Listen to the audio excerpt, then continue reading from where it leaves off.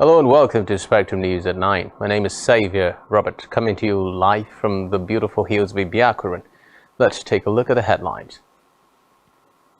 Federal government to resume mass prosecution of Boko Haram suspects. JAMB says UTME candidates can now self-generate profile codes. Plus, EU chief rules out impunity amid corruption probe. Details of these stories and more in a moment.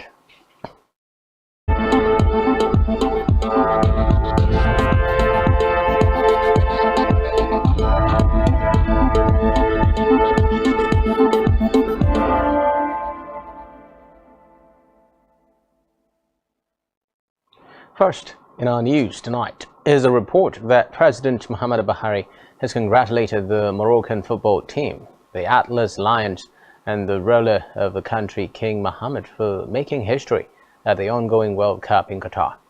In a message issued by his spokesperson, Garba Shehu in Abuja, President Buhari lauded the Atlas Lions for becoming the fourth team from an African country to ever qualify for the World Cup quarterfinals and the first in Africa to win a place in a semi-final at the FIFA World Cup Qatar 2022. According to the Nigerian leader, Morocco has made the entire continent proud of the team for their skill and teamwork, attributing the feat to the exemplary role of the Moroccan authorities in putting together a formidable group of players. Away from that, the federal government is looking to resume the mass prosecution of Boko Haram suspects held in selected military formations soon. The Attorney General of the Federation and Minister of Justice Abubakar Malami confirmed this in Abuja at a special court session to mark the new legal year 2022-2023 of the Federal High Court. Malami said President Muhammadu Buhari had approved funds for the exercise. The AGF, who was represented by the Solicitor General of the Federation and Permanent Secretary, Federal Ministry of Justice Beatrice Jediabwa, held the judiciary for its contribution to stabilizing the nation's democracy. On infrastructure development, the Federal Ministry of Works today removed barriers on Section 1 of the ongoing Lagos-Ibadan Expressway project to facilitate better flow of vehicular traffic.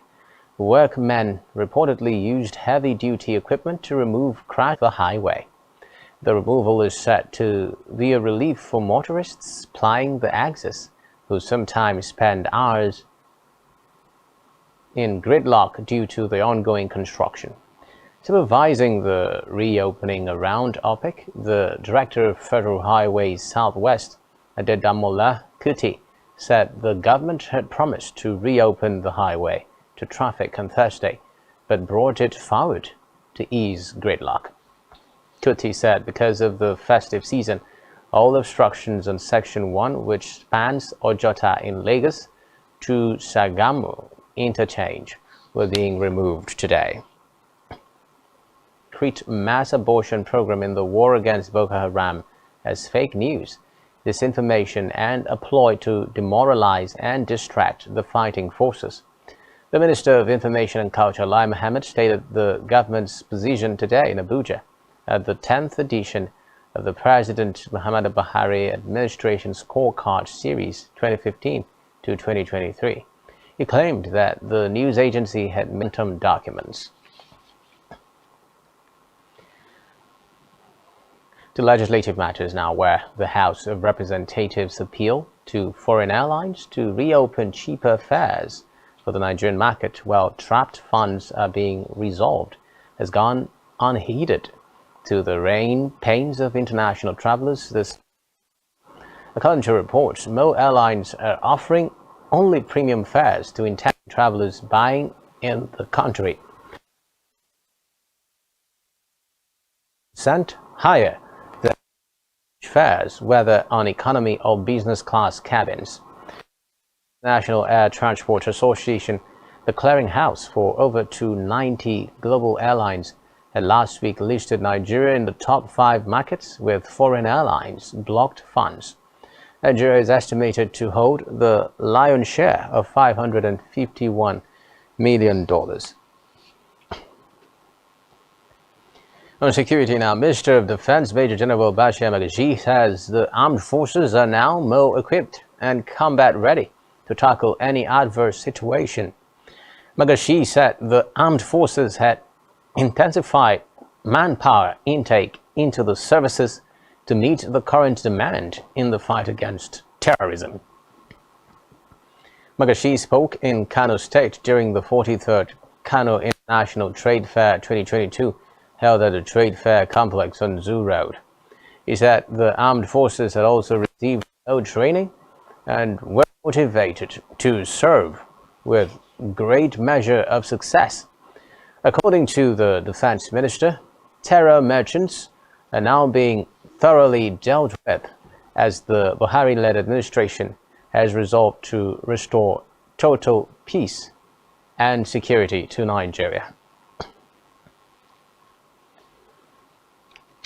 In politics, the Independent National Electoral Commission (INEC) today began the distribution of the permanent voter cards (PVCs) to Nigerians.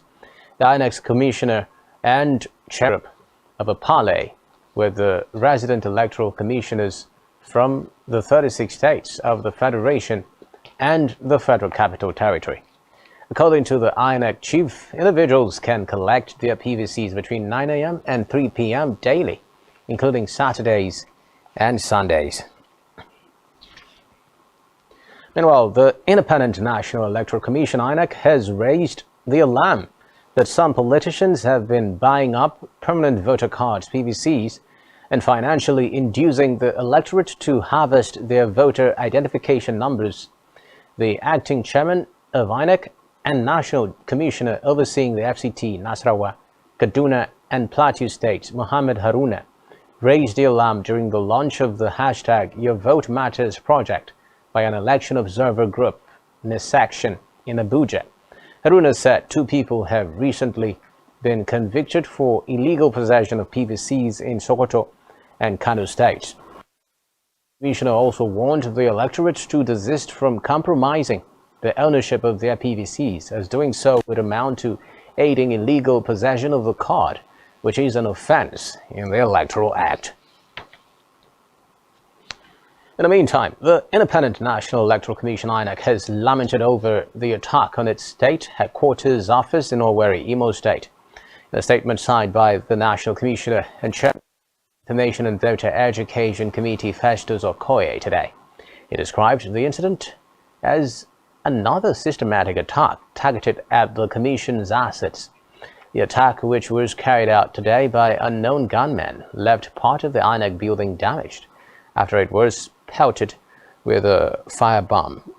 It was, however, repelled as 3 of the perpetrators, including their commander, were reportedly gunned down. In another development, the Nigerian Communications Commission is poised to address all risks plaguing the industry to ensure that services are not disrupted and increase its contribution to the gross domestic product of the Nigerian economy and ensure that investors have a higher return on investment.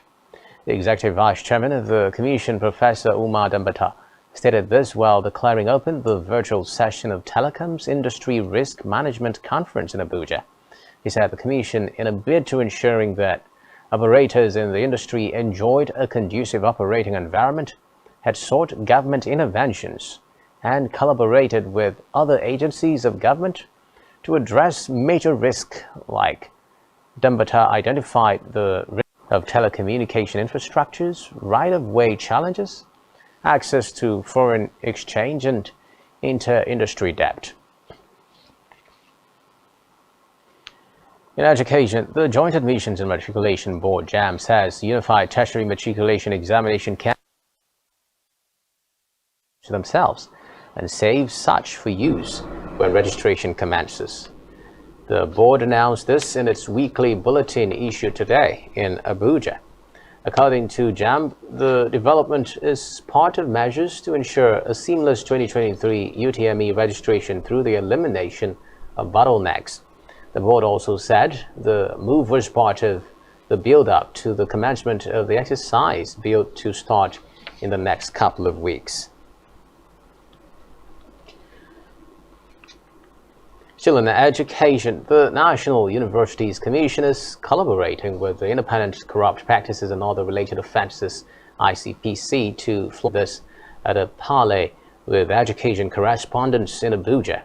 He reaffirmed the Commission's commitment to improving the quality assurance of Nigerian universities. Rashid noted that as a regulatory agency, the job of the Commission was to publicize illegal universities to prevent people from falling victim to such institutions. Commenting on the standard of education in the country, the Commission's boss said Nigerian universities were not performing, producing the best graduates in the world. Away from that now, the Nigerian Immigration Service has pledged its resolve to fast-track passport processing for all Nigerians returning home this Yuletide. Accordingly, the Controller General of Immigration Service, Isa Idris, has directed the immediate setting up of diaspora desks in all the nation's international airports for a seamless passport process. He affirmed the commitment of the service to render effective and efficient service delivery to all Nigerians at home and abroad, as well as to non-Nigerians who desire to use any of the service windows. Meanwhile, Nigeria has added 0.51 points to emerge as the third most improved country on the African Visa Openness Index since 2016, when its maiden edition was published. The country rose from 25th position in the intervening years to join the top 10 on the index. It sits behind Ethiopia and Benin Republic, both occupying first and second positions as the most development bank and the African nation, which measures the extent to which African countries are open to visitors from other countries on the continent. The index analyzes each analyzes each country's visa requirements to show which one facilitates travel to its territory. Now, the Central Bank of Nigeria, CBN, has appealed to beneficiaries of its various loan facilities to pay back so others can benefit from the interventions.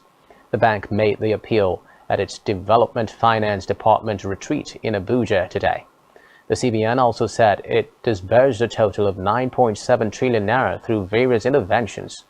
The Deputy Governor in charge of Corporate Services, Edward Adamu, promised greater support for the Development Finance Department to further its interventions. He added that, in the meantime, the Governor of the Central Bank of Nigeria, Godwin Emefiele, says the Apex Bank is committed to ensuring financial system stability and improving access to credit.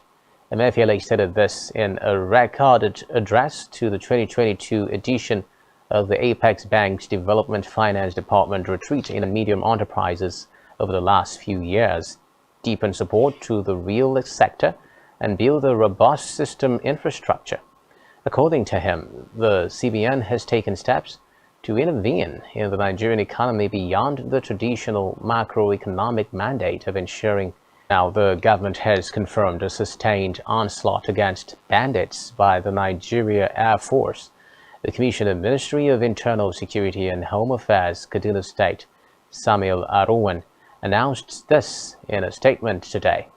According to Aruwan, the feedback received showed that the Nigeria Air Force neutralized several bandits and destroyed the crews and personnel for the sustained effectiveness of the operations. It added that ground and air patrols would continue in the areas and other general areas. Meanwhile, a minor fire incident today occurred at the second floor of the Defense Headquarters, Garki, Abuja. Director, Defense Information Major General Jimmy Akpo confirmed the incident, but noted that the cause of the fire outbreak was unknown at the moment. He, however, said the incident had been brought under control with the combined effort of the military and federal fire service personnel and resources. Akpo said investigation to determine the cause of the fire incident had commenced immediately. Back here, the National Drug Law Enforcement Agency NDLEA commander in Akwa Ibom, Obot Bassi, gave the figures in an interview with reporters in Uyo. Bassi said apart from the 11 convictions secured, several cases were still pending and undergoing prosecution at different stages in court. She said efforts should be prioritized to create awareness on the devastating consequences of drug abuse and illicit trafficking on youths and society, especially during this Yuletide. Still to come in the news. Debt servicing to gulp 123% of 2023 revenue. Please stay with us.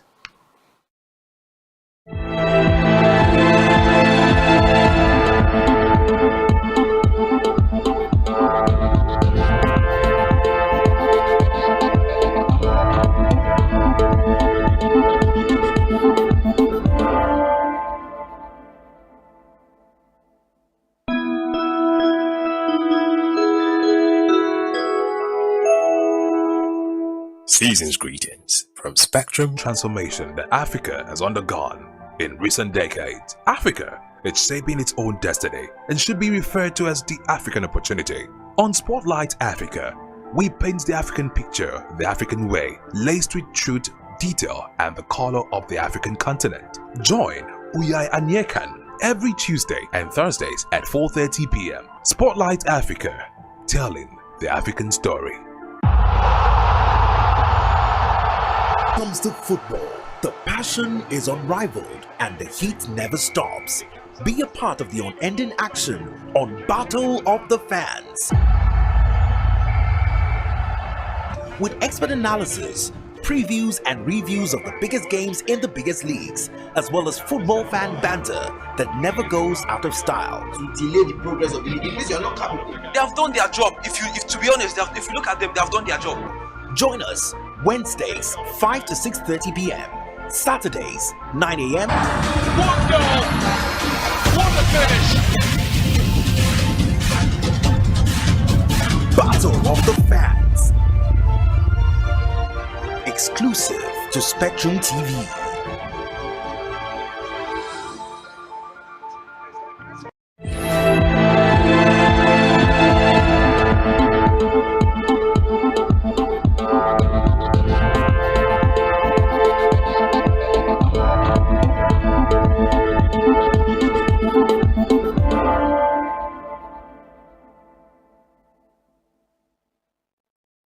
Many thanks for staying tuned. Move on now to Africa, where 139 people who were arrested during a bloody protest in Chad in October have been released. The release comes after a month and a half in detention. According to reports, 80 of them had received 1 to 2 years suspended sentences. The remaining 59 were acquitted after a mass trial of 401 people.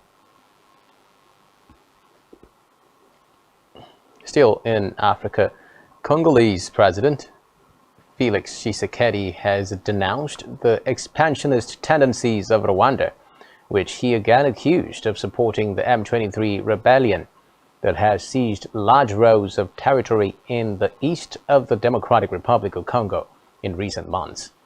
The head of state said during his State of the Nation address to the two houses of parliament meeting in Congress that 2022 had witnessed the resurgence of Rwanda's expansionist impulses under the guise of M23. Reports say for nearly 30 years, the Congolese East has been plagued by violence due to the presence of numerous armed groups. The African Union has expressed its anger at the massacres and denounced the crimes. On a foreign scene, 3 boys aged 8, 10, and 11 have died, and another boy remains in critical after they fell into an icy lake near. Reports say the boys had suffered cardiac arrest and were rushed to hospital after being pulled from the water. Witnesses reported seeing other children on the lake, which froze during a cold snap that has hit swathes of the country. The incident came as the UK was hit by heavy snow and freezing conditions causing major travel disruption on the eve of a national rail strike Tuesday that was already expected to bring the country to a grinding halt. On the foreign scene now, President of the European Parliament, Roberta Metsola, has condemned the members who are being investigated of corruption, saying there will be no impunity. Metsola said none of those responsible will find the Parliament on their side, adding that more transparency on the members of the European Parliament meeting with foreign actors is needed. Belgian prosecutors investigating possible influence peddling at the European Parliament had charged 4 people over the weekend with corruption, participation in a criminal group, and money laundering. Authorities said a Gulf country was suspected of offering cash or gifts to Parliament officials in exchange for political favors. European Commission President Ursula von der Leyen said the accusations against the Parliament's Vice President Eva Kaili of Greece threatened the confidence EU citizens have. In the meantime, European Union foreign ministers have agreed to replenish a fund that has been used to pay for military support for Ukraine with another 2 billion euros. The European Council, which is grouping the bloc's member states, said there was a possibility of a further boost at a later stage, with the total increase until 2027 amounting to up to 5.5 billion euros. In a statement, EU Foreign Policy Chief Josep Borrell said today's decision would ensure the bloc has funding to continue delivering concrete military support to its partners' armed forces. Race to repair energy facilities hit by Russian airstrikes that have caused winter power outages. The United Nations said the Under-Secretary General for Humanitarian Affairs and Emergency Relief Coordinator will visit the southern city of Mykolaiv, as well as the frontline city of Kherson, which was liberated last month. In a statement, it observed that nearly 18 million people, making up about 40% of Ukraine's population, needed humanitarian aid. It noted that waves of Russian attacks on infrastructure were leaving millions of people without means to heat their homes, have clean water or electricity at the same time as a freezing winter sets in. Still on the crisis, Ukraine's Black Sea port of Odessa has resumed operations after a Russian attack on the region's energy system led to a temporary power cut. A spokesperson for the infrastructure ministry made this known today. According to Ukrainian Agriculture Minister Mykola Solsky said 2 other ports, Chornomorsk and Pivdeny, that are authorized to export grains from Ukraine under a deal between Russia and Ukraine were partially operating. Away from that now, Iranian Foreign Ministry has imposed sanctions on British individuals and entities. The ministry accused the affected persons and groups of supporting terrorism and encouraging violence. This was in response to their human rights sanctions and comments on the country's ongoing protests. The Iranian Foreign Ministry announced sanctions on 9 entities and 23 individuals, including media institutions, a military base, as well as current and former politicians. Still in Iran, a second execution linked to the anti-government protests engulfing the country has been carried out. The judiciary announced that 23-year-old Majidreza Ranavert was hanged in public early today in the city of members of the paramilitary Basij resistance force. Human rights groups have warned that protesters are being sentenced to death after sham trials with no due process.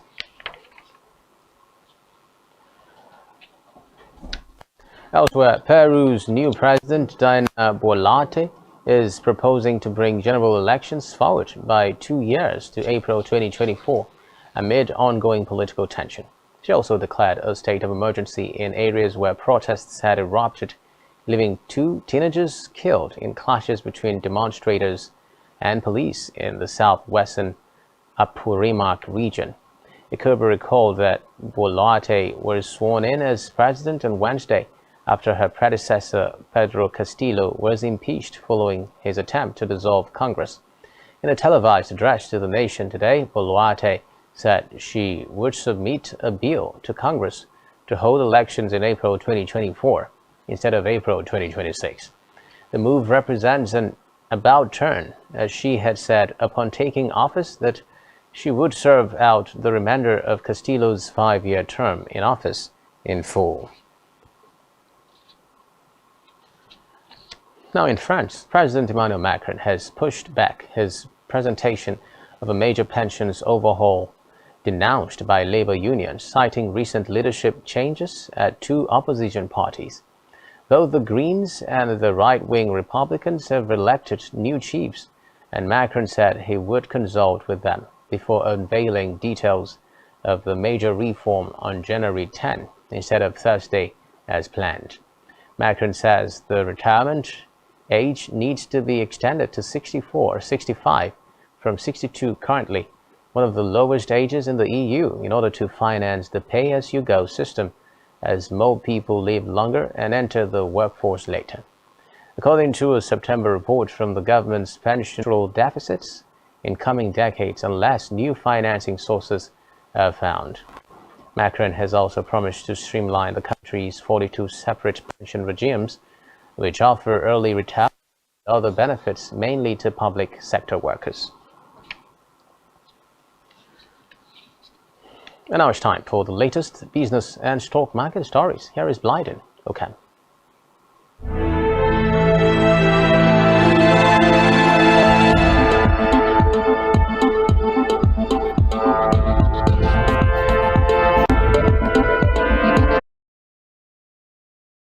Thank you and welcome to Business News. My name is Blyden Oken. In the news, Danish inflation slows for the first time in 11 months. Denmark's annual inflation rate eased for the first time since December 2021 to 8.9% in November 2022 from 10.1% a month earlier, which was the highest level since November 1982. Inflation reflects the drop in the value of money and high cost of living. This was the lowest reading in 3 months, due mainly to lower prices of gas, electricity, petrol and diesel. Prices rose softer for food and housing, transport, clothing, recreation and culture, restaurants and hotel, miscellaneous goods and services, and alcohol, beverages, and tobacco. Meanwhile, prices continued to rise for furnishing and household maintenance, health, communication, and education. To the foreign exchange market. Egypt 4.7 against the US dollar ahead of a crucial International Monetary Fund board meeting on December 16th. Egypt reached a new agreement with the International Monetary Fund on October 27th after months of negotiations to borrow $3 billion over a 46-month period, aiming to tackle inflation problems and restructure its ailing economy. The terms of the preliminary agreement saw Egypt's government introduce a series of economic reforms, including a hike in its key interest rates and a shift towards exchange flexibility, causing the currency to sharply depreciate and the foreign reserves to fall further. The Egyptian economy has been struggling over the past years due to political turmoil, as well as the ramification of the COVID-19 pandemic and the fallout from Russia's war on Ukraine. Debt servicing. The bank has projected that debt servicing will go up 123.4% of the federal government's revenue in 2023, according to a presentation made by the new World Bank lead economist for Nigeria, Alex Sianet, titled Nigeria Public Finance Review. The document projected that debt servicing would go up 100.2% of federal government revenue by the end of 2022. The situation of revenue reported in the first 4 months of 2022. In his presentation document, the World Bank lead economist noted that borrowing more money was not the solution for Nigeria. on advertisement. Skit makers, influencers, orders to pay charges on adverts. The Advertising Regulatory Council of Nigeria, ARCON, has mandated skit makers, social media influencers, and bloggers 5,000 naira, 150,000 naira, and 280,000 naira, depending on speed for an advert, to be vetted. According to a statement issued on Monday, the Director General, Dr. Olalekan Fadolapo, warned that the Council was set to enforce compliance as part of efforts to sanitize the advertising space. Stakeholders in the digital and online space are advised to obtain pre-exposure approval of all advertisement and marketing communication in accordance with the Nigerian Code of Advertising Practice. Its time of the Nigerian Stock Exchange is 26.6 trillion naira. The all-share index edged up 17.15 basis points, a 0.04% to close at 48,899.08 points. Compared with the previous trading day of Friday, December 9th, today's data shows 135% improvement in volume, 120% improvement in turnover, and 37% improvement in deals.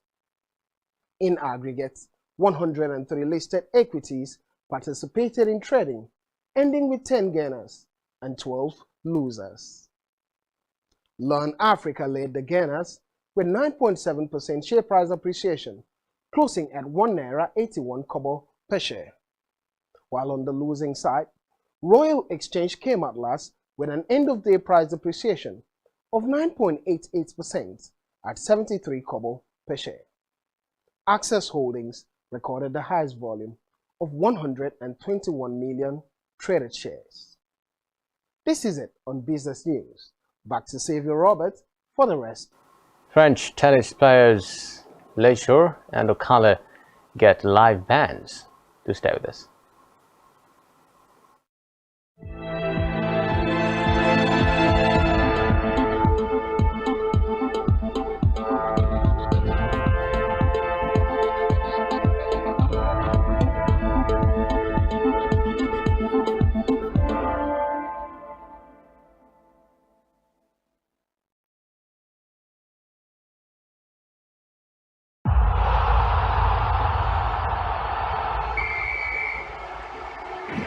Messi. Oh my goodness.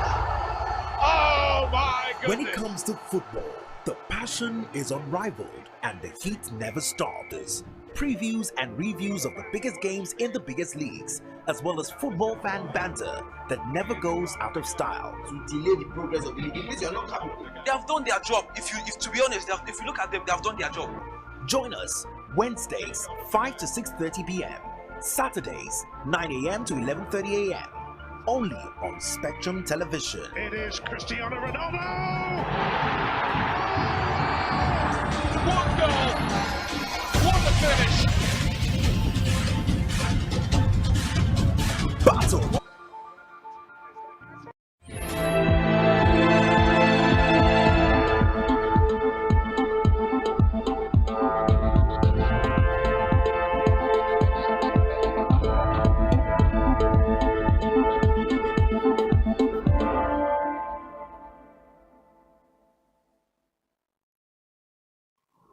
Many thanks for staying tuned. Now in health, Nigeria is now recognized by global health organizations for its breakthrough in the production of drugs for hypertension, typhoid, sickle cell anemia, snakebite, and other ailments using local substances. The Minister of Science, Technology and Innovation, Dr. Adeleke Mamora, announced this today in Abuja. The minister made this known while presenting the scorecard of the Ministry of Science, Technology and Innovation, showcasing the achievement of the Buhari administration in that sector of the economy from 2015 to date. He also said the country had made tremendous progress in its effort to reducing. Still in health, the World Health Organization says the number of people estimated to have died as a result of living or working in an unhealthy environment is now 12.6 million. This is according to the WHO National Consultant Public Health and Environment, Dr. Edwin Isotu Ede, at the 6th Annual Association of Nigeria of Health Journalists Conference in Akwanga. Reports say the three-day conference, which began on Friday, was organized by the association in collaboration with the WHO. According to Ede, this underscores the devastating impact of the chemicals and waste that have polluted the air, water, and earth since the end of World War II. He said the deaths were due to non-communicable diseases, which included heart disease and cancer, and were related to exposure to the pollution, which now made up 8.2 million, or nearly 2/3 of the total deaths. We head over now to Bright James for trending sports stories.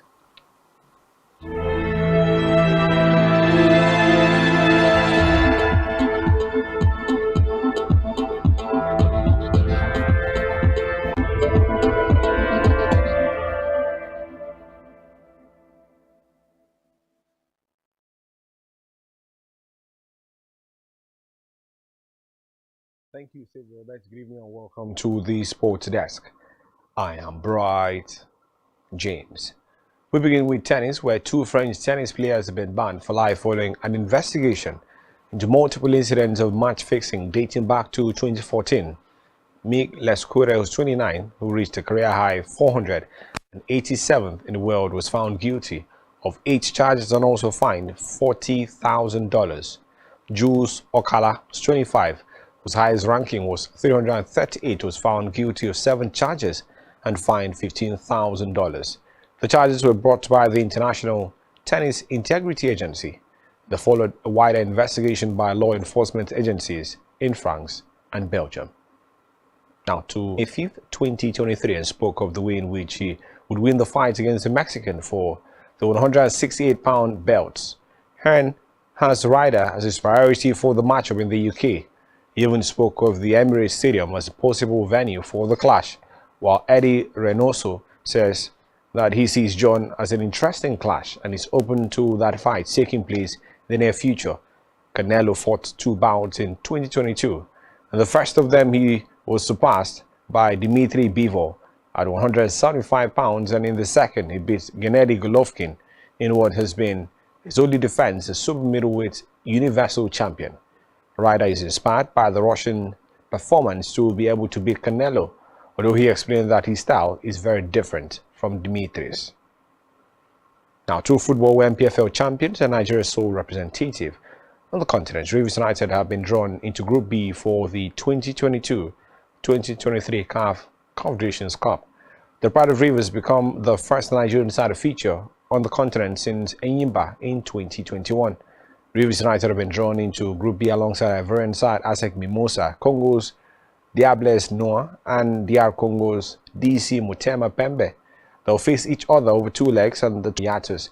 They'll face an ASEC Mimosa side that overcame Sporting Club de Gagnoa, and DC Motema Pembe side that overcame Flambeau du Centre, and Diables Noir side that overcame La Paz FC in their previous playoffs. And that's all from the Sports Desk this evening. I am Bright James.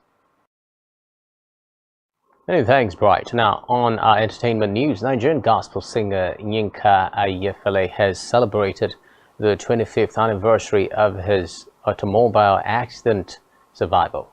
The 54-year-old shared throwback photos on his Instagram chair. He expressed his gratitude to God and encouraged fans to do the same on his behalf. Still in entertainment, YBNL signee Asake is currently trending after a clip of his trouser got torn during a stage performance in the UK and went viral. The organized singer had his UK show last night at the O2 Academy Brixton in London when the wardrobe malfunction happened. Asake was in his usual energetic and eccentric mode as he attempted leg work, but his trouser tore. causing the singer to improvise and leave the stage.